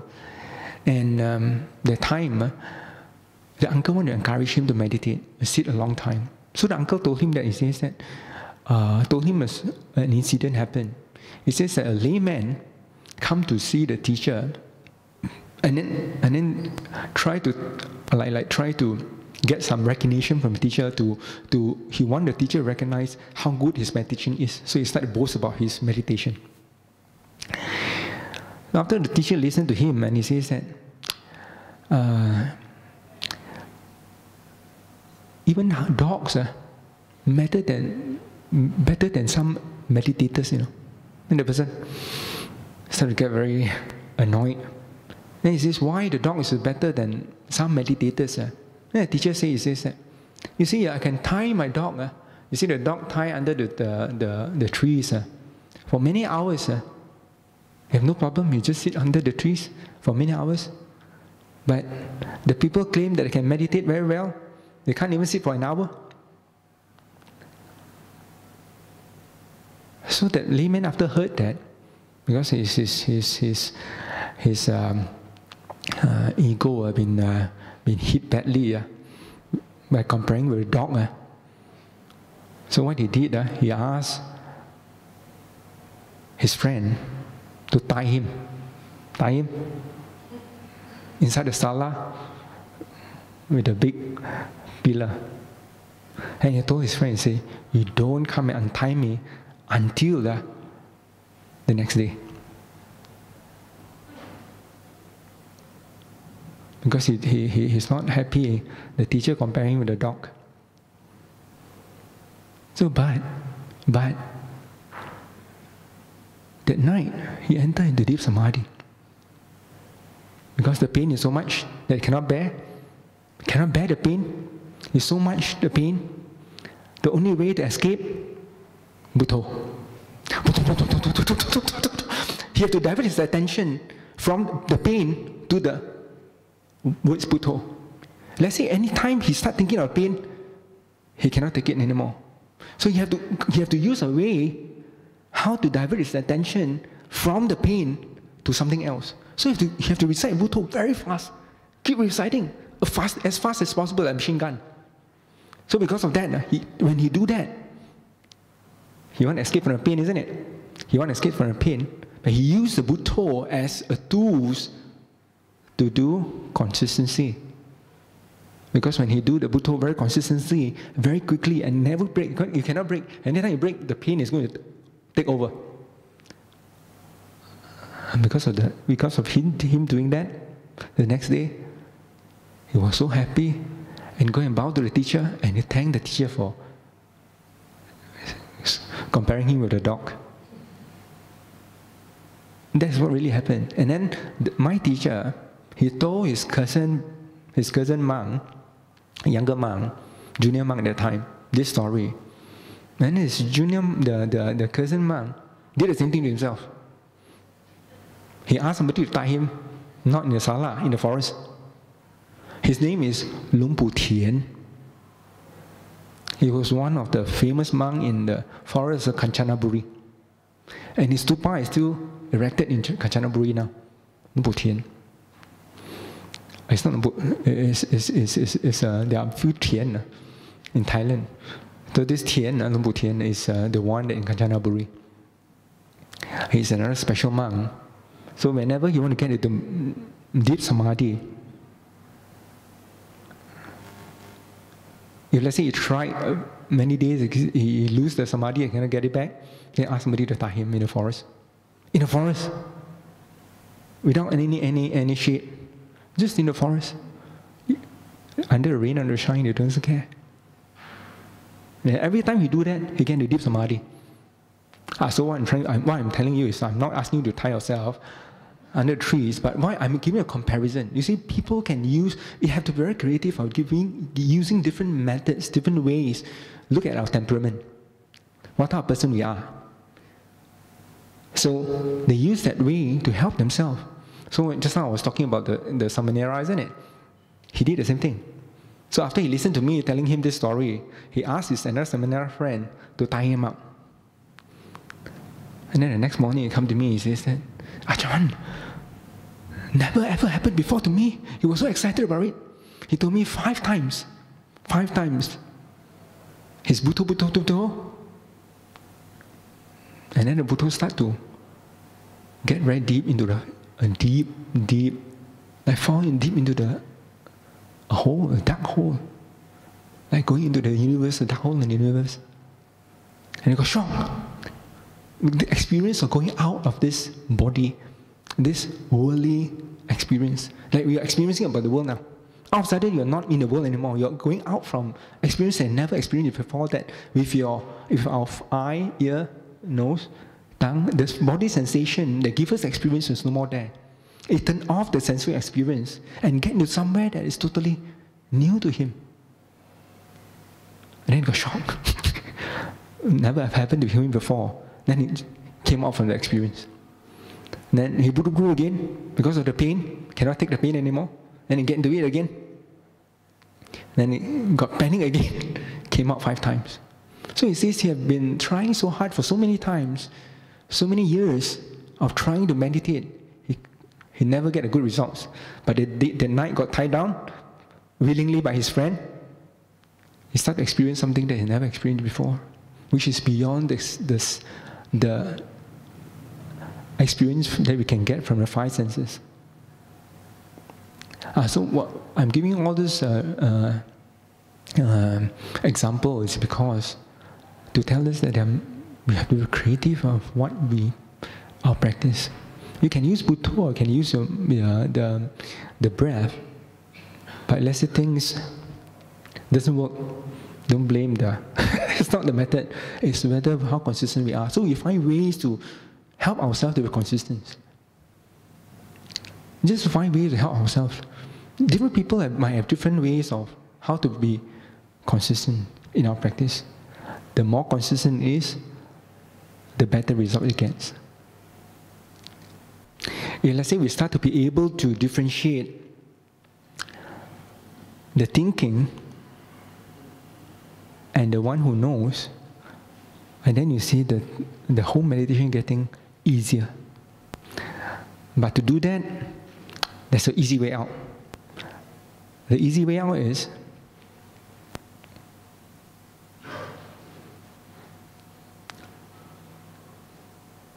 first, remember to let go of the past. Before you even start observing your breath, you tell yourself that forget about the past. I'm not going to bother with the past. What happened in the past is none of my business. Whatever going to happen in the future, also none of my business. I don't care. So for this 1 hour or half an hour or 2 hours, I'm not going to care about the past and the future. Number one, you do. Second thing you do is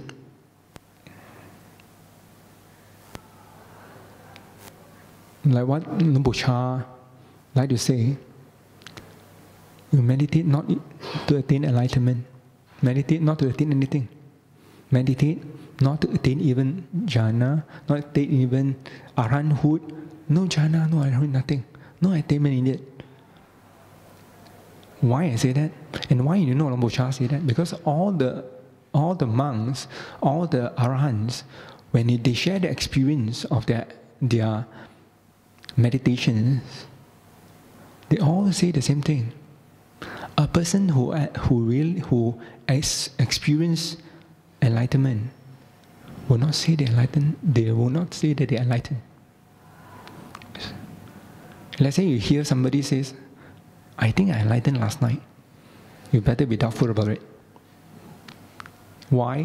Why I say that? Because let's say there's still a person experiencing enlightenment, then you can be doubtful about it, because enlightenment is about we break the illusion of self. There's no one there. I tell you an incident. This is a real story. A monk who shared his experience of meditation. I'm not going to go through the detail of it, it's going to take a very long time.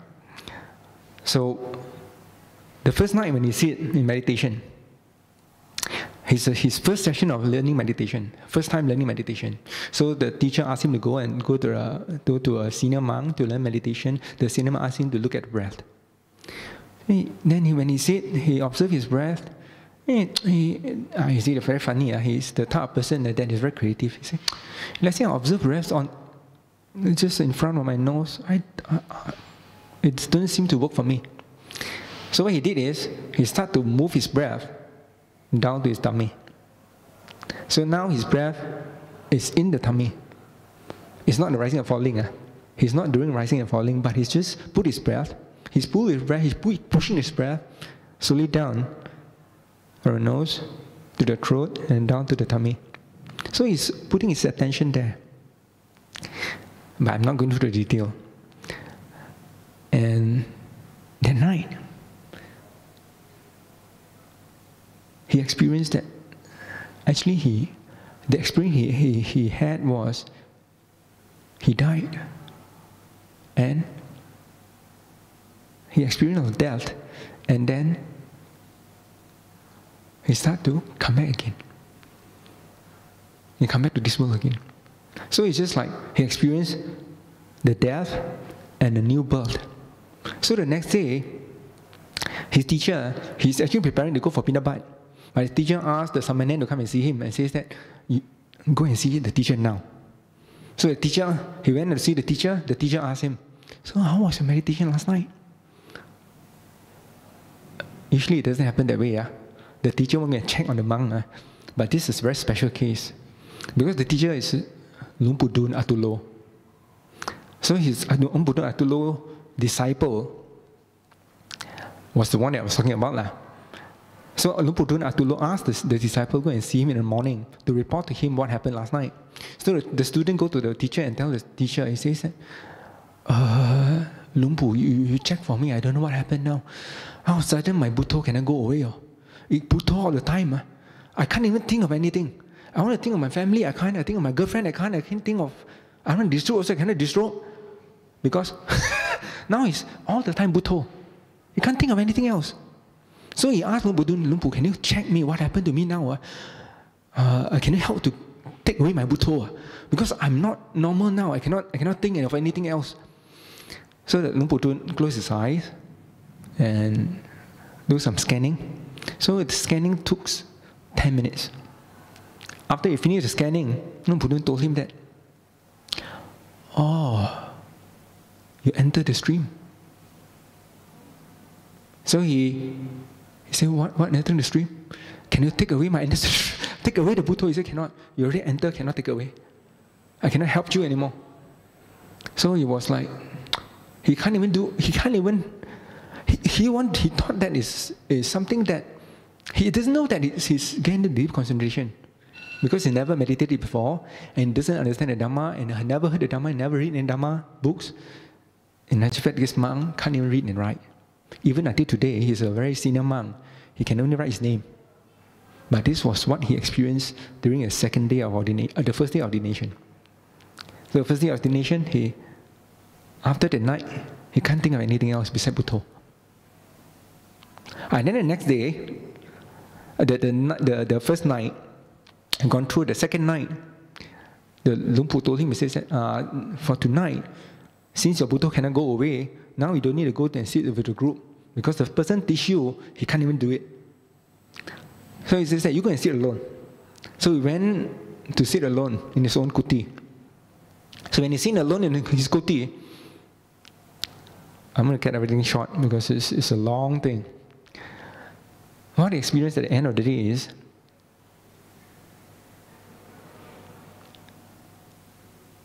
he started to realize that he started to see the cause of his rebirth. He see what gave rise to his next birth. What makes him come to this birth? And the seeds of the next birth is still there. So he sees the seeds of the next birth. And then with his deep samadhi, he destroyed the seeds of the... what I'm telling you all now is, I just summarized everything. So he destroyed the seeds of rebirth. But let's say listen to him, he can tell you in detail how he do it. Step by step, what he experienced. How he contemplate the 5 aggregates. How he breaks through the 5 aggregates. He sees the non-self in the 5 aggregates. And he sees impermanence that you won't believe. You won't be able to hear from someone else his experience. It's a totally different experience. Totally different from what you can read from books. And at the end of the day, after the meditation that night, he was sitting the whole night. Okay? Because the Buddha cannot go away. He can't even do anything else. The Buddha is forcing him to do either walking meditation or sitting meditation. He can't even sleep. He tried to lie down, cannot sleep. The Buddha all the time going on in him. So he forced him to meditate the whole day, from the second day morning, the whole night through, until the next morning. So the next morning, immediately, at the break of dawn, Luang Pu Tun asked the samanen to knock his door. Now he don't even have time to prepare for his minabat. So the samanen told him that Luang Pu Tun asked you to go and see him. So he went to see Luang Pu Tun. Then Luang Pu Tun asked him, what happened last night? You know what he said? You want to guess? I enlightened already. No, he never said that. He never said that. You know what he told Luang Pu Tun? He says that, can you help to check me? I don't know what happened. No, nothing, blank, everything blank, and nothing to say. Nothing else left. All gone. I don't know why I'm gone. What happened? I don't know. Everything gone. Like nothing else. I can't find anything to say to anybody. Totally nothing to say. Then Luang Pu Tun closed his eyes, scanned for another 15 minutes. Then when Luang Pu Tun opened his eyes, he says that, oh, you have done your job. You have done. This is the last birth. End of everything else. Because there's nothing to say. When somebody tells us that I attained something, then you want to be doubtful. Because the person who enlightened, who attained it, the self is no more there, nothing else left. But something that he described, his experience with Luang Pu Tun is that, he told Luang Pu Tun that, now I can only see my mind floating up there and keep smiling to me. Why is it so, Luang Pu? Why my mind keeps smiling to me? Why like that? Luang Pu Tun says, yeah, like that one, Arahant's like that one. Then he asks, Arahant's mind keeps smiling all the time. Yes. Then even until today, he's walking around, he's experiencing the same thing for the past many, many years. The experience never goes away. But you want to listen to the detail how exactly he goes through the day 1 and day 2? Next round.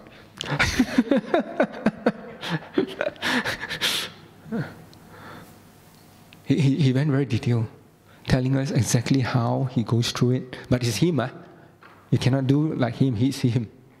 Yeah. He recorded, because he can't write book, he can't, so he just record, people ask him to give sharings, so he shared. But his Dhamma talk is all about his experience. He can't read, so a lot of times he uses the Dhamma terms, he don't know how to use Dhamma terms, he uses his own experience like blank, totally blank. He can't even tell you, he don't even know how to use the words anatta, don't know how to use the words emptiness. He just use blank, nothing. Because he never read Dhamma. He just meditates. He's still alive. His name is Long Po Yun. He's still around. You want to see him? It's in Surin. He's still around. He still can tell you exactly let's say interview him, he will tell you exactly what happens. You can still remember very clearly what happened to him many, many years ago when he was first Vasa. Now he's, I think, not less than 30 Vasa. 30, I think 40 Vasas almost. Very senior monk already. He's the chief monk of Surin. The province of Surin. He's still around. And it's very powerful. and when you meet this type of special people, then you get inspired. Inspired to meditate. Inspired to do things that usually people don't do. Like the Lord Buddha, you try to imagine, let's say the Lord Buddha do whatever people do during this time. You think you have Lord Buddha. Whatever he did is nobody ever done it before. The way he practiced, nobody ever done it before.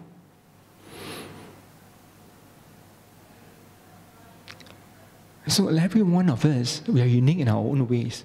So you cannot you cannot take somebody's experience and try to repeat it. You can't. It's all within us. That's why I have to emphasize that the very important thing is to know only the important gist of it, which is being very consistent with what you do. Consistency is very important, and relax. While consistent and relax, and have no interest in what you're doing. Other than that, you can be very creative. Because everyone is different. You cannot expect to use somebody else's experience for. A lot of time we heard a lot. So this person doing that person experiencing this. And when you sit also, you think of somebody else's experience. When we want to become like someone else, then it becomes a problem. Yeah. The problem comes because of our thoughts. Our own thoughts that give rise to our dissatisfaction about the meditation and about ourselves. So because the thoughts is the issue, attack the thoughts. Don't stop. Attack the thoughts. When I say attack the thought, don't fight the thoughts.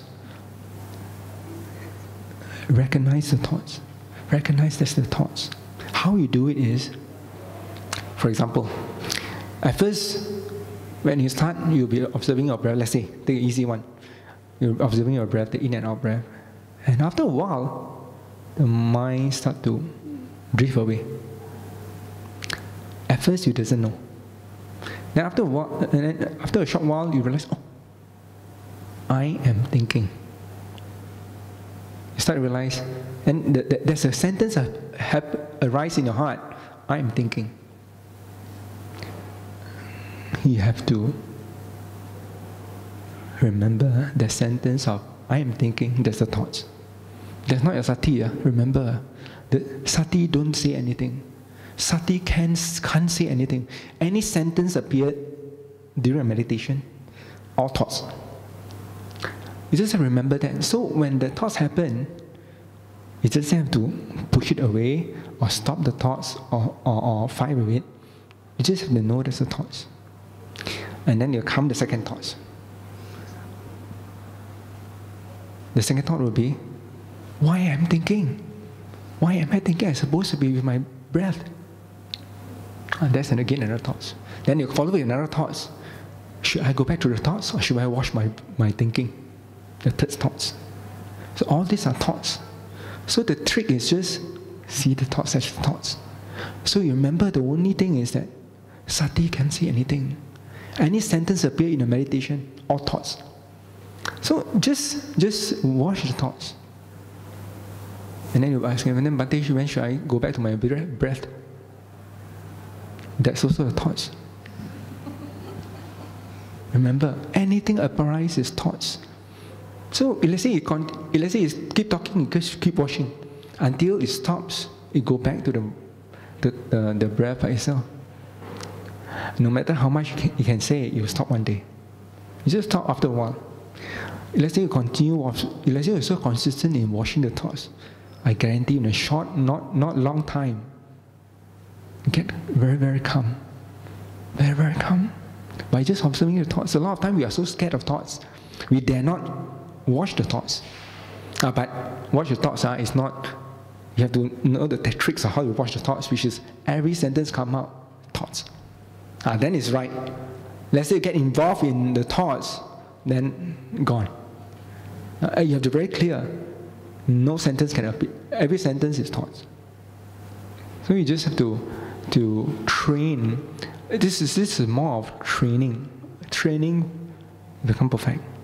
The more you train, the more skillful you get. So be patient. That's fine. It's not no shortcuts to it. Everybody have to go through that. What we're experiencing is what I call kilesas. You know kilesas? Kilesas defilements. Everyone of us here, only the enlightened being have no defilements. Everybody else have defilements. So the one that talking is a defilement. And remember this. This defilement is very smart. You catch it one direction, you come in another directions. So when I say training means, from our experience of dealing with it, we start to know, he come this way, next you go this way. I check this way, you come next way. This is all experience. So the more you do, the more experienced you are, you can roughly guess what he might come next. You know by yourself. What I'm saying here is just theory. But when you do it, you know for yourself how to tackle it. Because kilesa, no matter how powerful kilesa is, it will lose to Dhamma. Dhamma is so powerful. As long as you remember the words of the Buddha, which is very simple. Illusion of self is kilesas. So anything comes up to do with self, unpure. Any words comes out, no sati, that is thinking. You just use a very simple thing. Then you start to recognize, start to learn the tricks of the kilesas. I didn't handle it. Yeah, so it's more of like learning the tricks of the kilesas. If no more questions, I think we should end here. We can say sadhu 3 times to Bhante for this wonderful talk and practical knowledge sharing session as well. Sadhu, sadhu, sadhu.